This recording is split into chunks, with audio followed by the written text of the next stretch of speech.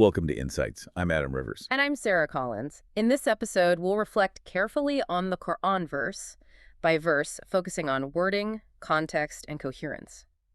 So, to really establish the structure for this episode, we need to set the broader context first. We're looking at the opening of Surah Al-Baqarah, specifically verse 4. Right. But to understand verse 4, we have to understand what comes right before it and what comes right after it. Because together, these verses form this incredibly comprehensive definition of righteousness. Yeah, they really set a remarkable stage for you, the listener. If you look at the preceding verses, they focus so heavily on internal states. Mindfulness. Exactly, mindfulness. And the dedication required to establish prayer. And then it moves to this really beautiful, selfless act of charity, taking the wealth you've been given and turning it into a mechanism of mercy. Which, I mean, that is already an incredibly high standard of character. Oh, absolutely. But then we arrive at this fourth verse. And this is where the architecture of righteousness is entirely completed. This verse adds the absolutely necessary foundation. The divine reference point. Right, the divine reference point. And it also adds the overarching roof, which is a final moral horizon. You know, it is so easy, incredibly easy actually, to look at those preceding verses and feel a sense of accomplishment if you just manage to hit one of those marks. Well, human beings are fundamentally wired to look for shortcuts. We are. We really are, especially when it comes to morality. We desperately want to find a single, manageable, good habit, like maybe just giving a little bit to charity at the end of the year. Or even just feeling a generalized sense of spiritual warmth in our hearts. Yes. And we want to use that single habit as a stamp of approval for our entire character. We want to be able to say, look, I am a good person, I give to the poor, therefore I have achieved righteousness. But this verse steps in to completely disrupt that comfortable, oversimplified conclusion. It really shatters it, because righteousness in the Qur'an is never presented as a flat, one-dimensional painting. It's an architecture. I love that concept of architecture. It's so crucial here. You are building something, layer upon layer. Right. You have the internal state, the mindfulness, you have the external action, the charity. But if you stop right there, your building is just a couple of walls standing in an empty field. It has no foundation to keep it from sinking into the mud. Exactly. And it has no roof to protect it from the storm. So this verse provides that foundation by introducing an unchanging divine reference point. And the roof. Right. It provides the ultimate roof by introducing a final moral horizon. It is essentially telling you that your internal balance and your financial generosity, as beautiful as they are, they mean very little in the grand scheme if they aren't anchored to a higher truth. And directed toward an ultimate destination, which brings us perfectly to the very first letter of this ayah. Just one single letter. One single letter in Arabic, the letter wa.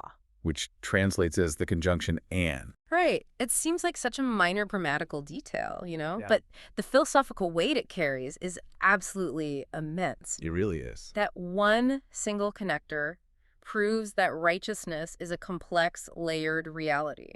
It signals that the picture is not yet complete. The conversation didn't end. Exactly. The conversation about what makes a person truly righteous did not end with the previous verses about prayer and charity. This and demands that you keep listening, that you keep building, that you keep adding to your definition of goodness. It really challenges this modern and frankly dangerous tendency we have to compartmentalize our virtues. Oh, we all do this. We all do it to some extent, and we certainly see it everywhere in the world around us. People will excuse massive destructive flaws in one area of their life simply because they excel in another. Give an example of that. Well, you might have a person who is incredibly ruthless in their business dealings. They exploit their workers, they crush their competition unethically. But they justify all of it by writing a massive check to an orphanage. Exactly. Or you might have someone who is incredibly cruel with their words, gossiping, tearing people down. But they tell themselves, I don't need to worry about my daily actions because I have faith in my heart. And God knows my heart. Right. The "and" in this verse completely dismantles that fragmented logic. It proves that you cannot isolate a single pillar, stand it upright, and call it a building. You just can't. You cannot say, I establish prayer and then completely ignore the way you treat your neighbors. You cannot say, I give to charity and then completely ignore the divine standard of justice. Because this verse is linking the internal, the external, the social and the divine into one inseparable package. It demands a holistic approach to character. So moving just past that conjunction, we encounter the precise phrasing of those who... The relative pronoun. Yes. Yeah. The Arabic relative pronoun used here is so incredibly liberating when you truly stop to unpack it. It does not name a specific tribe. It does not refer to a specific elite bloodline. It doesn't outline a specific social class or some closed VIP club of salvation. By using a relative pronoun that translates to those who, the Qur'an is declaring, right at the beginning of its longest surah, that the criteria for righteousness are purely based on action, belief, and character. Not on an inherited status. Exactly. It means the door of guidance is permanently unlocked.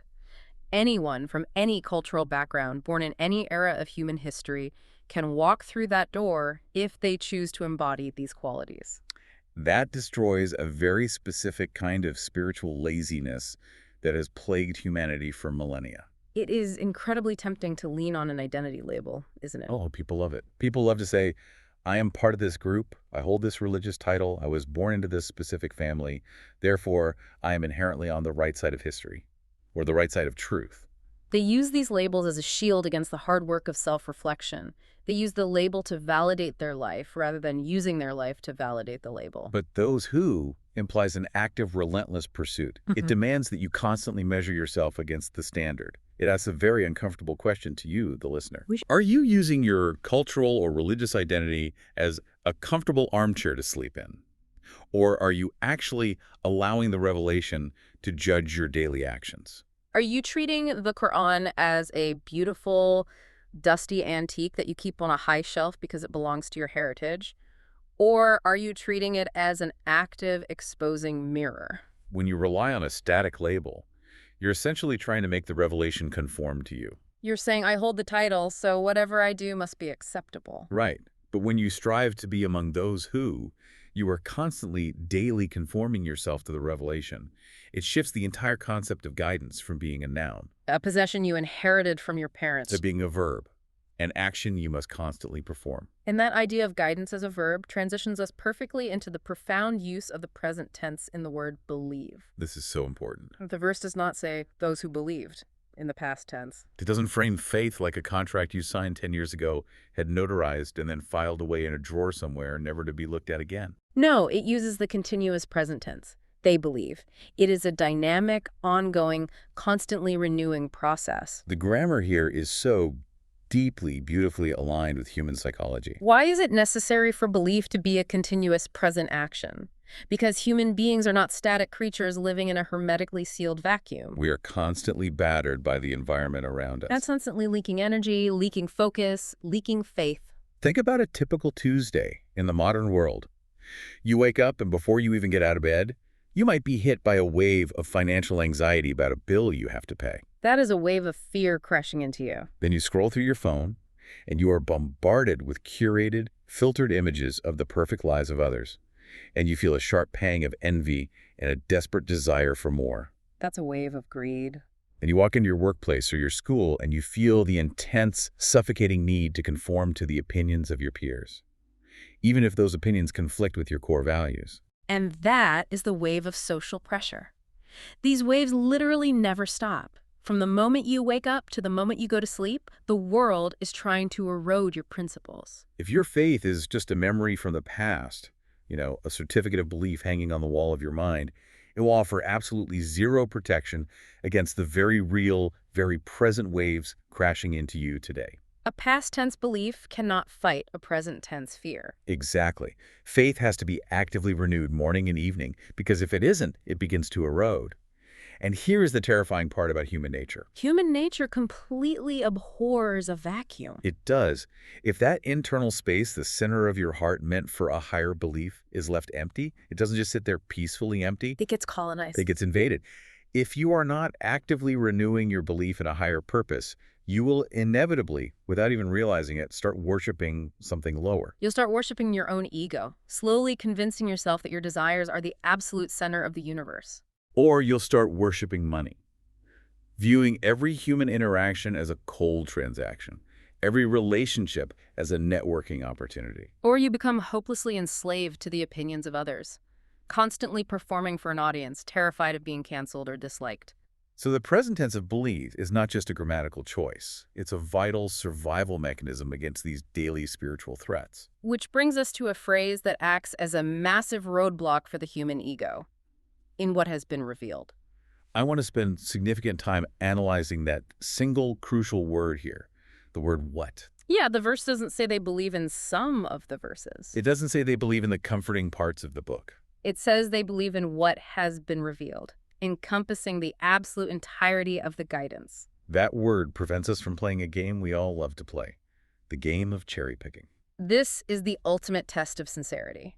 It's basic human nature to treat ethical frameworks and even revelation itself like a massive buffet line. We love to take our plate, walk down the line, and carefully select the principles that taste good to us, the principles that validate our current lifestyle, Our current biases. and our current economic standing. We see this constantly. A person might absolutely adore the verses in the Qur'an that talk about immense mercy, profound forgiveness, and inner peace. Right. They will quote those verses constantly, print them on artwork for their walls, share them on social media. Because those verses make them feel safe and comforted without demanding anything difficult in return. But when that exact same revelation demands that they stand up for justice, even if it means speaking out against their own family or their own political party. Or when it strictly restricts how they are allowed to make their money, demanding they give up a lucrative but unethical income stream. Suddenly they look the other way. Suddenly the text is, the phrasing is too complex or open to interpretation. They want the comfort of the religion without paying the cost of the ethics. But that selective reading is incredibly dangerous. When you do that, you are not actually worshiping the source of the revelation. You are simply worshiping your own desires. And you're using the revelation as a customized divine stamp of approval for whatever you already wanted to do. When you reject the principles that hurt your pride, or the ones that demand you give up some of your power or wealth to ensure justice for someone else, you are fragmenting the guidance. You are tearing it apart. The word what in this ayah does not allow for this comfortable fragmentation. It forces you to submit to the entirety of the standard, especially the parts that burn your ego. It asks you a profound question. Are you going to surrender to the whole truth, or are you just going to cut the fabric of revelation into little pieces to sew a garment that perfectly fits your current desires? And the nature of that standard is beautifully captured in the passive verb that follows. Has been revealed or sent down. The linguistic and philosophical depth here is staggering.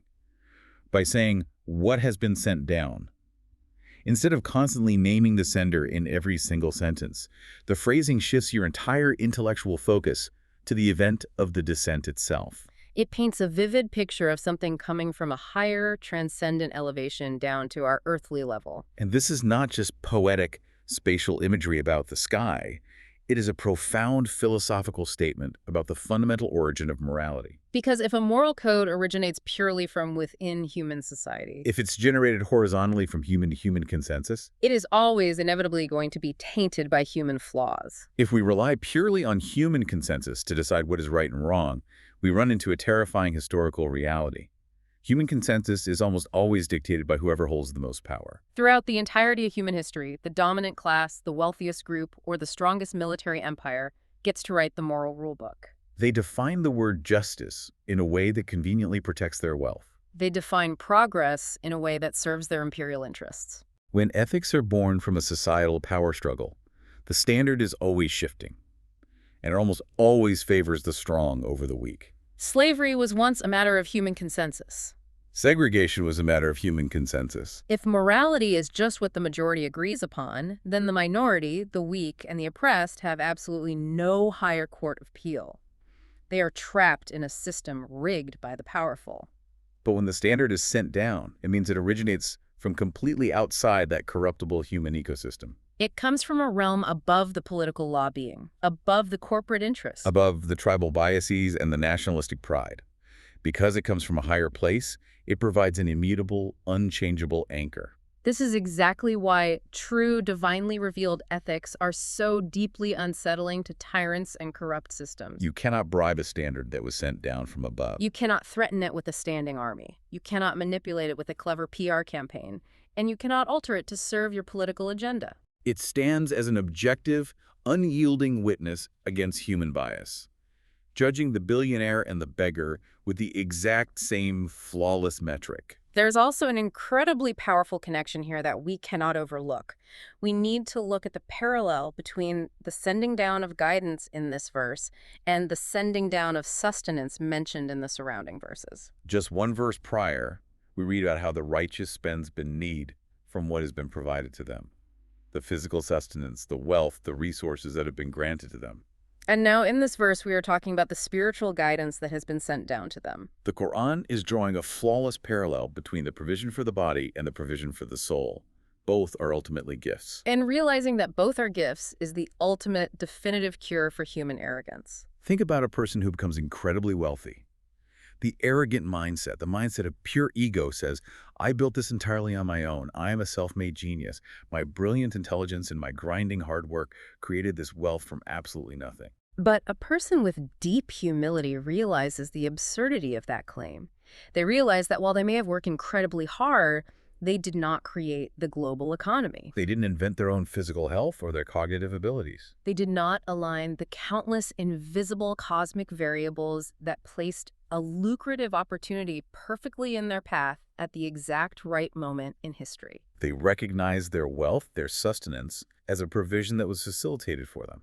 The exact same logic applies to moral guidance. The arrogant intellect says, I don't need any revelation sent down from above. My mind is powerful enough. My logic is sharp enough to construct a perfect ethical system from scratch. I am the inventor of my own truth. But you only have to look at human history for 5 minutes to see that it is a graveyard of failed, incredibly destructive ideologies invented by people who thought they were brilliant enough to play God. Recognizing that the ultimate standard of truth is sent down requires profound intellectual humility. It makes you realize that just as you cannot breathe without the air provided to you by the atmosphere, and just as you cannot eat without the rain provided to you from the clouds, Your soul cannot navigate the devastating complexities of life without the moral compass provided to you by revelation. it shifts your entire worldview from a posture of entitled arrogance to a posture of deep, overwhelming gratitude. Now, the guidance is sent down, but it doesn't just float in the air. The verse specifies that it is revealed to you.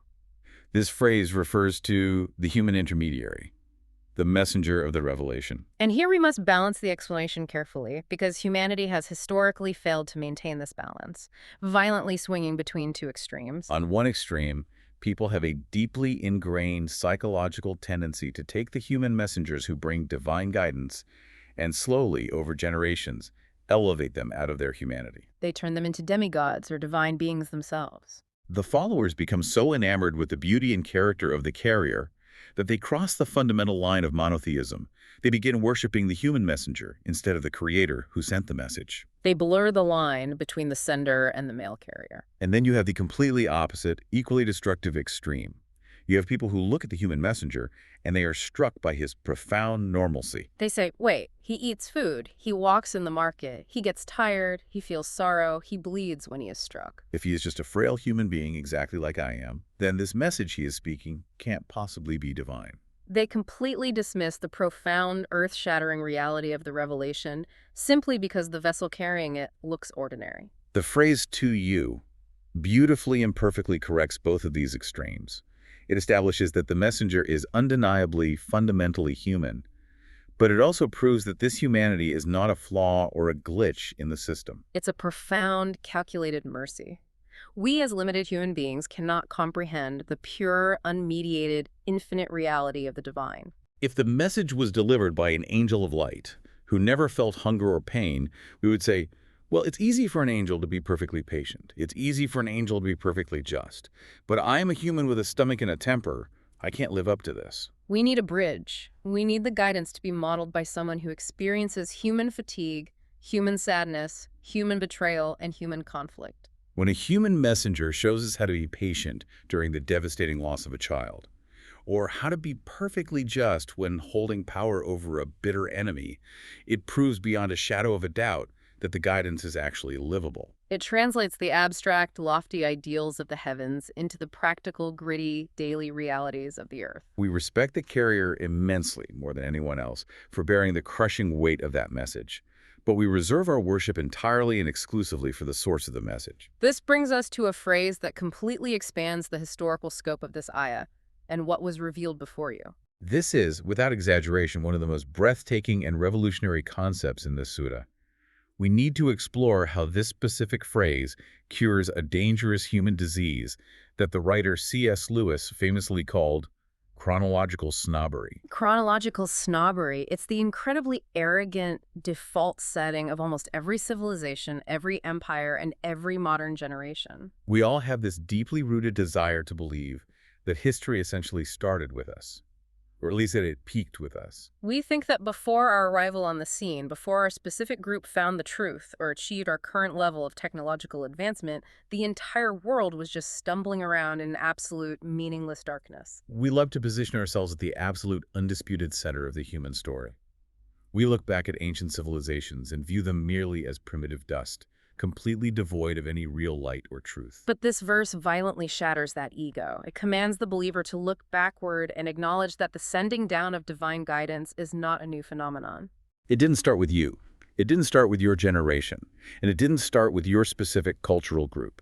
By explicitly demanding belief in what was revealed before you, the Qur'an is drawing a massive, unbroken, luminous timeline across the entire history of humanity. It is saying that the Creator did not just create billions of people over thousands of years, scatter them across the continents, and abandon them to figure out right and wrong in the terrifying dark. It proves that humanity has never, at any point, been abandoned. It proves that the call to justice, the call to mercy, the call to care for the orphan, the call to recognize a higher power, these are not local inventions of a specific era. They are a recurring, universal echo in the human story. There has always been a chain of guidance. Acknowledging this forces a person to step off their pedestal of superiority.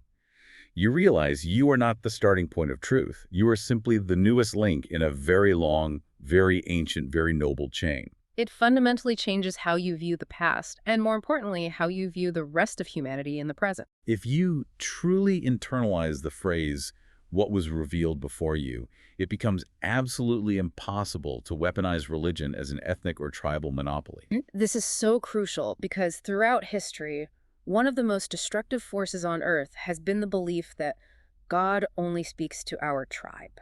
When a group believes they have an exclusive copyrighted monopoly on divine truth, and that everyone else is inherently and completely devoid of it, the results are always catastrophic. It breeds a terrifying kind of supremacy. It makes it incredibly easy to dehumanize the other because you view them as entirely separate from the divine plan. If they have never had any light, they are less than human, and therefore you can conquer them, exploit them, or dismiss them without any guilt. But this verse completely dismantles that toxic exclusivity. If your very definition of righteousness requires you to actively believe in the guidance sent to previous nations and different communities across the globe, you cannot look at the rest of humanity with absolute hostility. You are forced to recognize that the people outside your immediate circle, across different borders and different histories, also have roots in a divine conversation.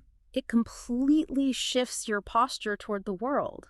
Think about how transformative that is for you listening right now as you navigate an incredibly diverse, often divided world. Instead of walking into a room or traveling to a different country and assuming you are the only one with any connection to ultimate truth, you walk in with a sense of profound empathy. You look at other cultures and histories not with the intent to instantly condemn them or conquer them, but with a search for the shared, immutable moral values that have echoed through time. You look for the threads of justice, the threads of mercy, the threads of honesty that were part of the previous revelations and still linger in those societies. It turns revelation from a closed, heavily guarded fortress used to keep people out into an open, expansive framework that seeks to recognize the universal light in human history. It replaces hostility with deep empathy. After establishing that sweeping historical continuity from the present revelation backwards through all past revelations, the verse pivots dramatically to its final major theme, the hereafter. We really need to analyze why the hereafter is mentioned right here, immediately after the concept of continuous revelation. The structural placement here is a masterclass in moral philosophy. The verse walks you through the present revelation, then it walks you through the past revelation, and then immediately, without taking a breath, it points you to the future, to the ultimate end, the hereafter. Why are these concepts connected so tightly? Because together they function as a complete, flawless navigational system for the human soul. Think of the revelation, both past and present, as your moral compass. It tells you exactly where true north is. It defines what justice is, what oppression is, what kindness is, and what cruelty is. It gives you the coordinates for a righteous life. But a compass, no matter how perfectly calibrated, no matter how shiny and accurate it is completely useless if you don't have a destination. You can hold a perfectly functioning compass in your hand. You can know exactly which way north is, but if you have nowhere to go, if the journey has no endpoint, you are still essentially lost. You are just wandering aimlessly in the right direction. The hereafter is that ultimate destination. It is the destination where all the fragmented, unresolved, seemingly unfair stories of this world are finally completed and balanced. Revelation gives you the rules of the journey, but the hereafter gives you the reason to actually undertake the journey in the first place. Exactly. If you only have a moral reference point, but no ultimate horizon, your ethics will inevitably collapse under the intense pressure of reality. A person might know perfectly well that honesty is the right path. Their compass tells them that. But if they believe this short, chaotic, often deeply unfair life is all there is, if they believe the grave is the absolute end of the story, they will eventually ask themselves a very logical, very dangerous question. Why should I be honest when the liars are winning? What is the point of holding this heavy compass and walking the difficult path of integrity if the journey ends in the exact same nothingness for both the saint and the tyrant? The hereafter provides the overwhelming, undeniable why. It assures you that the compass is not pointing to an illusion. It is pointing to a final, inescapable reality where every single choice, no matter how small or hidden, is perfectly weighed. And understanding this is the only way to cure what we can call the tyranny of the now. We have to spend ample time unpacking this concept, because the tyranny of the now is arguably the most powerful psychological force in the modern world. The present moment is incredibly loud. And it is incredibly demanding. It screams at you. When you are faced with a difficult moral choice, the immediate consequences are right in front of your face. You can see them, you can feel them. The long-term consequences, especially ultimate consequences, feel abstract and far away.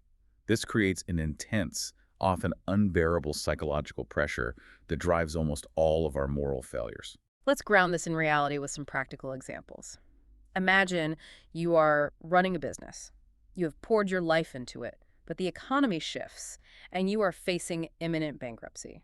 You have an opportunity to secure a massive life-saving contract, but it requires you to lie on a financial disclosure form. The now is absolutely screaming at you. It says, if you don't sign this fraudulent paper, you lose everything tomorrow, your reputation, your livelihood, your employees' jobs. No one will know. Just do it. The pressure of that immediate survival instinct is blinding. It completely shuts down your long-term ethical reasoning. Or think about a moment of intense anger. Someone insults you publicly or betrays you deeply. The now demands instant retaliation. Your biology demands that you strike back. It demands that you say the most hurtful, destructive, permanently damaging thing possible just to instantly soothe your bruised ego and reclaim your power in that exact second. The now doesn't care that you will regret those words for the next decade. It only cares about the next 10 seconds. Or look at something even simpler, something we all face daily. The constant pursuit of instant gratification. You have a choice between doing the hard, disciplined work of building a meaningful life, studying, building a relationship, developing a skill, versus numbing yourself with endless scrolling, cheap entertainment, or destructive habits because it feels good right this second. The now is a relentless tyrant. It enslaves you to your impulses, your immediate fears, and your immediate fleeting desires. But when the concept of the hereafter becomes a core functioning part of your worldview, it completely breaks that slavery. It acts as an incredibly powerful cognitive counterweight. It stretches your timeline to infinity. When you deeply integrate the reality of an ultimate reckoning, the now suddenly loses its absolute terrifying power over you. You look at that fraudulent business contract and you realize, yes, I might save my business today, but I will permanently destroy my soul tomorrow. The math doesn't add up. You feel that sudden, blinding flash of anger when insulted. But the awareness of the hereafter gives you the crucial, life-saving half-second of pause to say, is my instant petty revenge worth the ultimate consequence when I stand before the judge? The hereafter gives you the psychological courage to absorb a short-term loss, like losing a lucrative deal, or swallowing your pride, or walking away from a toxic but comfortable situation in order to secure a long-term ultimate victory. It is the ultimate freedom from impulsivity. You are no longer a reactionary animal responding to immediate stimuli. You are a visionary building a permanent home. But the verse doesn't just say they believe in the hereafter, it shifts its vocabulary in a very specific way. We need to dig into the specific Arabic word used here for certainty, contrasting it with basic belief. When the verse spoke about the revelation, it used the word for believe. But when it transitions to the hereafter, it uses the word yukinun, which means they have certainty. This is a massive, deliberate escalation in the text, in the phrasing. There is a canyon of difference between simply believing something as an abstract concept and having absolute certainty in it. Belief can sometimes be just a mental acknowledgement, a polite nod to a theological concept. You can ask almost anyone on the street, do you believe actions have consequences? And they will say, yes, of course. They believe it intellectually, but that mere belief often disintegrates the very moment they are severely tested. Certainty is entirely different. Certainty is when an idea sinks so deeply into your bones, into your subconscious, that it becomes a lived reality. It is when the unseen becomes as real, as tangible, and as undeniable to you as the physical objects in the room. Certainty transforms an abstract idea of accountability into an unshakable behavioral anchor. The true ultimate test of certainty is how you act in the dark. When you are in public, surrounded by your peers, your family, or your coworkers, the threat of social judgment keeps you in line. You act ethically because the consequences, ruining your reputation, getting fired, being shunned by your community, are highly visible and immediate. You have certainty in social consequences, but what happens when you are completely alone? What happens when you are in a dark room or operating behind an anonymous screen on the internet or traveling in a city where absolutely no one knows your name? What happens when an opportunity to cheat, to steal, or to indulge in something deeply destructive presents itself, and you know with 100% certainty that no human being will ever find out? If you only have basic intellectual belief and accountability, you will likely compromise in that moment because the visible consequences have vanished. But certainty yukinun means you behave in that dark, empty, locked room the exact same way you would behave on a brightly lit stage in front of 1,000 people. Certainty makes the invisible reality of ultimate accountability more real to you than the illusion of your current privacy. It means you don't need a police officer, a security camera, or a social media mob to regulate your behavior, because your internal compass is locked onto an unshakable reality. Certainty doesn't just inform your ethics. It powers them. It gives you the raw, unyielding energy to do the right thing when absolutely no one is watching, and you have nothing worldly to gain from it. There is another subtle but incredibly powerful grammatical detail here that we must analyze. It is the emphatic pronoun they in the phrase, they are certain. The verse doesn't just say, and in the hereafter, certainty. It explicitly inserts the pronoun they. And in the hereafter, they are certain. Why specify they? It implies a profound level of ownership and internalization. It means this certainty is deeply, inescapably personal. It belongs to them, and it acts upon them. This is so relevant because we see the exact opposite of this all the time in religious and ethical communities. People absolutely love the concept of accountability, justice, and divine judgment when it applies to other people. We love to use the hereafter as a weapon. We see someone acting badly, or we see a political opponent or a rival group, and we eagerly point to the concept of ultimate judgment as a threat against them. We say, they will get what's coming to them, they will face the fire. We turn profound theology into a petty hammer to smash the people we don't like. We use the hereafter to outsource our desire for revenge. But the emphatic they flips that completely upside down. True believers, those who have achieved the architecture of righteousness, use the reality of the hereafter as a mirror to scrutinize their own actions, rather than as a weapon to judge others. Before you worry about the ultimate judgment of your neighbor, your boss, or your political rival, you are paralyzed by the thought of your own judgment. It demands that you ask yourself a very difficult, very exposing question. How do I apply the concept of accountability in my own life? Is it a rigorous standard I hold myself to in the quiet moments of my life? Or is it just a loud threat I direct at others when I'm angry? The truly righteous are too busy examining the terrifying flaws in their own mirror to casually throw stones at the people around them. Their certainty in the hereafter makes them incredibly strict with themselves and profoundly merciful with others. As we begin to synthesize all of these profound layers, we can see how this single ayah outlines and cures 3 deadly human tendencies. When you zoom out and look at the engineering of this verse, it is breathtaking. In just a few words, it provides a comprehensive psychological and societal antidote to three of the most destructive diseases that plague the human condition. The first disease is tribal isolation, that suffocating, arrogant mindset where we believe our specific group, our nation, or our sect is the only one that matters, and everyone else is inferior, lost, or irrelevant. The verse cures this disease by commanding belief in what was revealed before you. It violently forces your worldview wide open, connecting you to the vast shared history of humanity and breeding deep empathy instead of blinding arrogance. The second disease is moral relativism. This is the modern epidemic where we believe truth is just a matter of personal opinion, that ethics are entirely subjective, and that morality can be bent, twisted, and redefined to serve whatever the current cultural mood or economic system dictates. The verse cures this disease by tethering you to what has been sent down. It anchors you to an objective, immutable standard that originates entirely outside of human manipulation, saving you from drowning in a chaotic sea of shifting opinions and power struggles. And the third disease is short-term impulsivity, the worship of the now, the tragic willingness to burn down your future, compromise your integrity, and destroy your relationships for a cheap, immediate payoff. The verse cures this disease by demanding certainty in the hereafter. It breaks the suffocating tyranny of the present moment, extending your timeline to eternity and giving you the psychological fortitude to make choices based on ultimate value, not just instant gratification. Tribalism, relativism, impulsivity, all completely dismantled in one profound architectural sentence. To bring everything together before our final thought, we have to look at how this ayah lays the perfect, unshakable foundation for building a balanced, just society.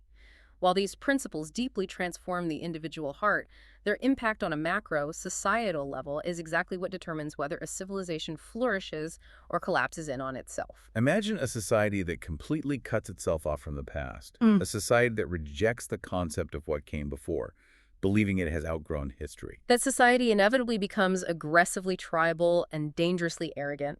It loses the accumulated wisdom of history, it becomes obsessed with its own immediate perceived superiority, and it inevitably becomes hostile and destructive to anyone outside its borders. Now imagine a society that rejects the concept of a higher reference point sent down, a society that decides it will invent all its own rules based purely on human intellect, scientific pragmatism, and shifting consensus. That society rapidly degenerates into a ruthless transactional market, because without a transcendent divine standard of human dignity, absolutely everything becomes a commodity. Laws are bought and sold by the highest bidder.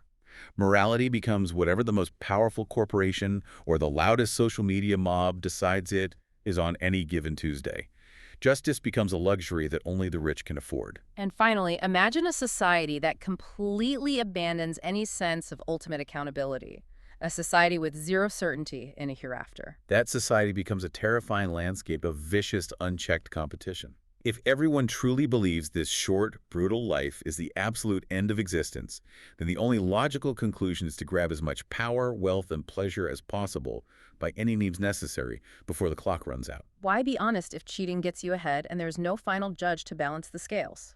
But a society built on a complete architecture of this verse, a society rooted in a shared, empathetic human history, anchored by an unbribable divine standard sent down from above, and tempered by the absolute certainty of ultimate accountability, that is a society where justice, mercy, and true human flourishing are actually possible. It is the blueprint for a civilization that protects the weak and restrains the powerful. This brings us to a provocative final thought, a crucial question for you to consider long after this conversation ends.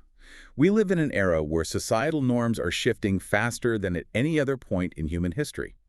Things that were universally condemned 50 years ago are enthusiastically celebrated today, and things that are celebrated today might very well be condemned tomorrow. If your entire moral framework, your core definition of what makes you a good person, is based purely on what your current culture dictates, you are building your house on violent, shifting quicksand. Think about it deeply. If your only moral compass is public consensus, what exactly happens when that consensus turns dark? Human history proves that consensus often turns terrifyingly dark. What happens when society decides that exploiting a certain marginalized group of people is suddenly economically necessary and therefore acceptable? What happens when society decides that ruthless cruelty is a virtue, or that compassion is a weakness?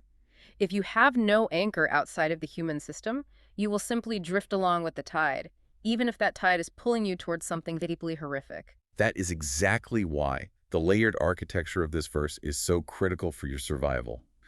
Relying on a timeless, revealed standard that was sent down, combined with an ultimate, unshakable horizon of accountability, is the only thing that can protect your integrity against the ever-changing, often dangerous tides of human opinion. It gives you the rare power to stand firm and say no to an injustice, even when the entire world is screaming yes. It makes you a person of unbreakable principle, anchored in eternity, rather than a fragile prisoner of the present moment. That's it for this episode of Insights. If you found this reflection helpful, follow the show and join us next time as we continue verse by verse in the Quran. Until then, take one idea from this verse into your day.